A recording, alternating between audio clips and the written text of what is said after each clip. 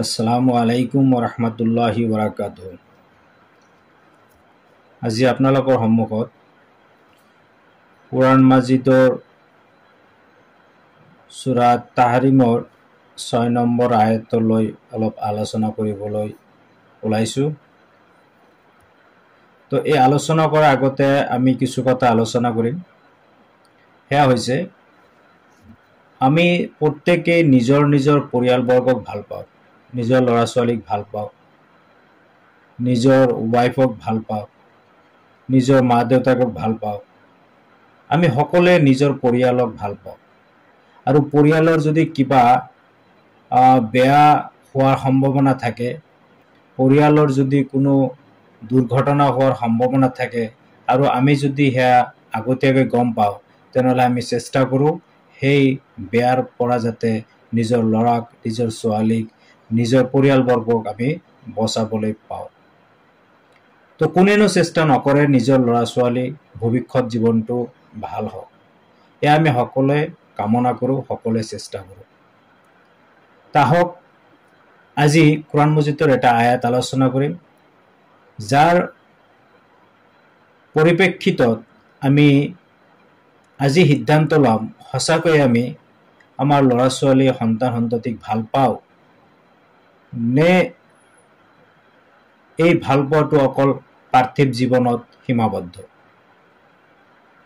যদি সঁচাকৈ আমি আমাৰ ল'ৰা ছোৱালীক ভাল পাওঁ, তেনেহ'লে আমাৰ ল'ৰা ছোৱালীক পাৰ্থিৱ জীৱনৰ লগতে পৰকালৰ জীৱনত যাতে সিহঁতে সুখী হ'ব পাৰে, সিহঁতৰ যাতে কোনো প্ৰকাৰৰ দুখ দুৰ্দশা নাথাকে, এনেকুৱা আমি কাম কৰিব লাগিব যাতে আমাৰ ল'ৰা ছোৱালী ইহকালৰ লগতে পৰকালতো সুখী হ'ব পাৰে। কিন্তু দেখা গৈছে আমি সংখ্যাগৰিষ্ঠ মানুহেই নিজৰ ল'ৰা ছোৱালীক পাৰ্থিৱ জীৱনটোৰ প্ৰতি আমি গুৰুত্ব দিওঁ, পাৰ্থিৱ জীৱনৰ লাভালাভৰ বিষয়ে আমি হিচাপ কৰোঁ। আমি চিন্তা কৰোঁ আমাৰ ল'ৰা ছোৱালী পাৰ্থিৱ জীৱনত কেনেকৈ তাৰ ভৱিষ্যত জীৱন সুখময় হ'ব, মংগলজনক হ'ব, তাৰেই কামনা কৰোঁ।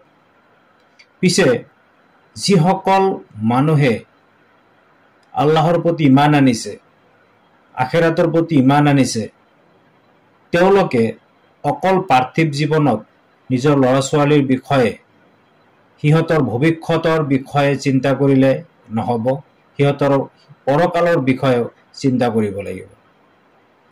কিয়নো এই বিষয়ে আল্লাহে কুৰাণ মাজিদত সূৰা আত-তাহৰিমৰ 6 নম্বৰ আয়াতত আল্লাহ পাকে কৈছে। কি কৈছে আহক জানি লওঁ। আউযু বিল্লাহি মিনাশ শাইতানিৰ ৰাজিম, বিসমিল্লাহিৰ ৰহমানিৰ ৰহিম। তো আল্লাহ পাকে সূৰা তাহৰিমৰ 6 নম্বৰ আয়াতত কৈছে, ইয়া আইয়ুহাল্লাযিনা আমানু কু আনফুসাকুম ওয়া আহলিকুম নাৰান ওয়াকুদুহান নাসু ওয়াল হিজাৰাতু। সূৰা তাহৰিমৰ 6 নম্বৰ আয়াতত আল্লাহ পাকে কৈছে, ইয়া আইয়ুহাল্লাযিনা আমানু, হে ইমান আনতাসকল, হে বিশ্বাস স্থাপন কৰতাসকল, অৰ্থাৎ সেই মানুহবিলাকক কৈছে যিবিলাক মানুহে আল্লাহৰ প্ৰতি বিশ্বাস স্থাপন কৰিছে, তেওঁৰ নবীৰ প্ৰতি বিশ্বাস স্থাপন কৰিছে, কিতাপ যিবিলাক অৱতীৰ্ণ কৰিছে আল্লাহে সেই কিতাপৰ ওপৰত বিশ্বাস স্থাপন কৰিছে, আখিৰাতৰ প্ৰতি বিশ্বাস স্থাপন কৰিছে, সেই মানুহবিলাকক আল্লাহে সম্বোধন কৰি কৈ আছে, ইয়া আইয়ুহাল্লাযিনা আমানু, হে বিশ্বাস আনতাসকল, কু আনফুসাকুম, তুমি নিজকে ৰক্ষা কৰা, তুমি নিজকে বচোৱা, নিজকে ৰক্ষা কৰা। কু আনফুসাকুম, তুমি নিজকে ৰক্ষা কৰা, ওয়া আহলিকুম, আৰু নিজৰ পৰিয়ালবৰ্গক, সন্তান সন্ততি, মা দেউতা, ল'ৰা ছোৱালী, নিজৰ ভাই ভণ্টি, ইহঁতক তুমি ৰক্ষা কৰা। কিহৰ পৰা? নাৰান, জুইৰ পৰা ৰক্ষা কৰা। আল্লাহে কৈ আছে যে তুমি নিজকে ৰক্ষা কৰা আৰু তোমাৰ পৰিয়ালবৰ্গক ৰক্ষা কৰা। কিহৰ পৰা? নাৰান, জুইৰ পৰা। অৰ্থাৎ আমি যিটো জাহান্নামৰ যিটো শাস্তি, জাহান্নামৰ যিটো জুই, তাৰ পৰা আল্লাহে নিজকে আৰু নিজৰ পৰিয়ালক ৰক্ষা কৰিবলৈ গৈছে। তাৰপিছত সেই একেটা আয়াতৰে পিছৰ অংশত এনেকুৱা আছে, ওয়াকুদুহান নাসু ওয়াল হিজাৰাতু, আৰু সেই যে যিটো জুই হ'ব, যি জুইৰ পৰা আল্লাহে আমাক নিজকে আৰু পৰিয়ালবৰ্গক ৰক্ষা কৰিবলৈ কৈছে, সেই জুইটোৰ ইন্ধন হ'ব কি? মানুহ আৰু শিল। মানুহ আৰু শিল হ'ব সেই জুইৰ ইন্ধন। আৰু সেই জুইত মানুহ পুৰিব আল্লাহে। অৰ্থাৎ সেই জুইৰ পৰা নিজকে আৰু নিজৰ পৰিয়ালবৰ্গক ৰক্ষা কৰিবলৈ আল্লাহে ইয়াতে আমাক জনাই গৈছে। গতিকে আমি কি কৰিব লাগিব? নিজকে বচাব লাগিব আৰু নিজৰ সন্তান সন্ততিক সেই জাহান্নামৰ জুইৰ পৰা ৰক্ষা কৰিব লাগিব।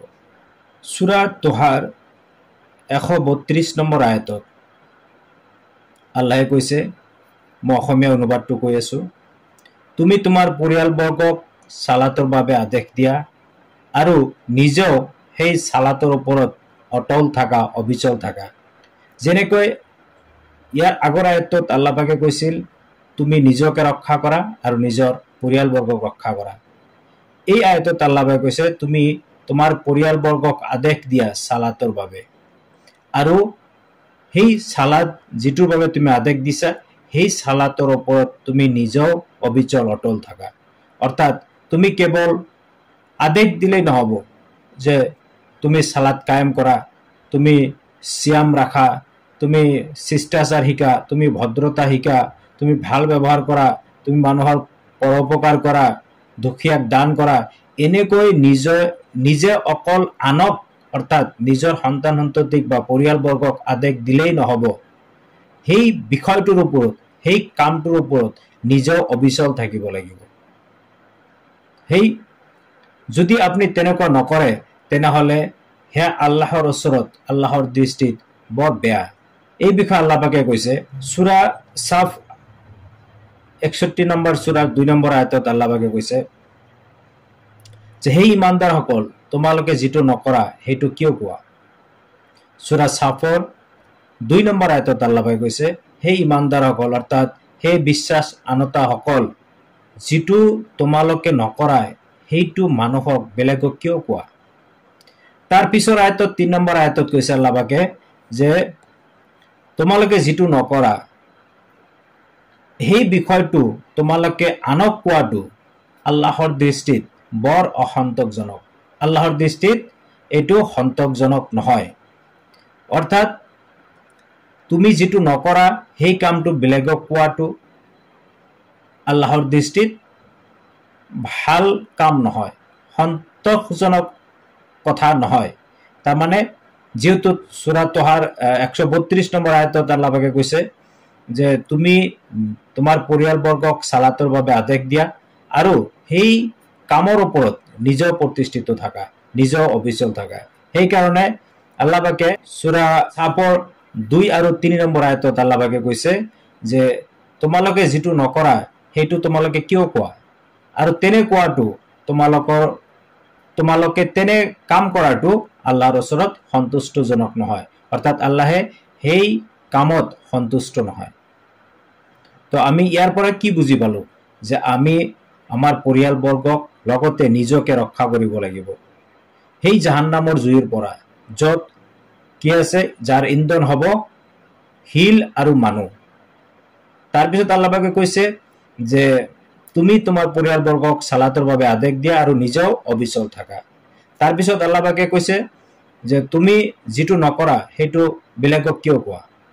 তোমাৰ এনেকুৱা কাম, তুমি যিটো নকৰা সেইটো বেলেগক কোৱা, এই কামটো আল্লাহৰ দৃষ্টিত সন্তোষজনক নহয়। তো অৰ্থাৎ আমি নিজেও জাহান্নামৰ জুইৰ পৰা বাচিব লাগিব, নিজকে ৰক্ষা কৰিব লাগিব আৰু আমাৰ পৰিয়ালবৰ্গক ৰক্ষা কৰিব লাগিব। এইটো আমাৰ দায়িত্ব। প্ৰত্যেকজন পৰিয়ালৰ মুৰব্বী তাৰ পৰিয়ালক জাহান্নামৰ জুইৰ পৰা ৰক্ষা কৰিবলৈ চেষ্টা কৰি যাব লাগিব। আৰু এইটো প্ৰত্যেকজন মুৰব্বীৰ দায়িত্ব। পৰিয়ালৰ যিজন মুৰব্বী থাকিব তাৰ দায়িত্ব থাকিব যে তাৰ সন্তান সন্ততি, তাৰ ৱাইফ, তাৰ মা দেউতা, ভাই ভনী, ইহঁতক আল্লাহৰ বিষয়ে জনোৱা, জাহান্নামৰ বিষয়ে জনোৱা, সিহঁতক সৎ পথত আনিবলৈ চেষ্টা কৰা, সিহঁতক সৎ পথত আনাৰ বাবে উপদেশ দিয়া, এইটো আমাৰ প্ৰত্যেকজন পৰিয়ালৰ মুৰব্বীৰ দায়িত্ব। তো আমি এই ক্ষেত্ৰত ভাবোঁ আমাৰ প্ৰত্যেকজন মুছলিম যিবিলাক অভিভাৱক আছে, মুৰব্বী আছে, আমালোকে এই আয়াতৰ অনুসৰণ কৰা নাই। হয়, কিছুমান ওলাব যিহঁতে এই আয়াতৰ ওপৰত আমল কৰি আছে, আগন্তুক দিনত তেওঁলোক কৰি থাকিব, কিন্তু আমি সংখ্যাগৰিষ্ঠ মানুহেই এই আয়াতৰ অনুসৰণ কৰা নাই। না আমি নিজে এই কোৰাণৰ আয়াতৰ ওপৰত আমল কৰিছোঁ, না নিজে ভাল কাম কৰিছোঁ, না আমাৰ পৰিয়ালবৰ্গক ভাল কামৰ আদেশ দিছোঁ, ভাল কাম কৰিবলৈ সিহঁতক অনুপ্ৰেৰণা জগাইছোঁ। তো এইখিনি নিশ্চয় আমি দায়িত্বশীল, আমি দায়িত্বত থাকিম আৰু আমাৰ ল'ৰা ছোৱালীক আমি সদায় জাহান্নামৰ জুইৰ পৰা ৰক্ষা কৰিবলৈ চেষ্টা কৰি যাব লাগিব।